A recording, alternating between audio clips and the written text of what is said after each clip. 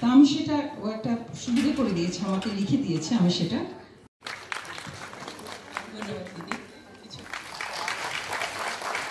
এটা একটা দীর্ঘ দিনের প্রচেষ্টা, বছর দুয়েকেরও বেশি সময় ধরে আমি এটা নিয়ে চর্চা করেছি। এই সমস্ত গানগুলো এখন আর গাওয়া হয় না বা শোনাও যায় না, কেমন ছিল সেগুলো, শুধু স্বরলিপি আছে।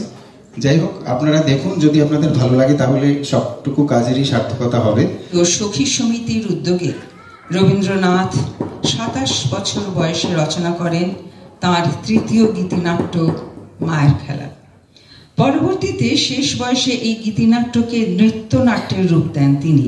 তবে নৃত্যনাট্য নয়, গীতিনাট্য মায়ের খেলাই আমাদের আজকের পরিবেশনায় থাকছে।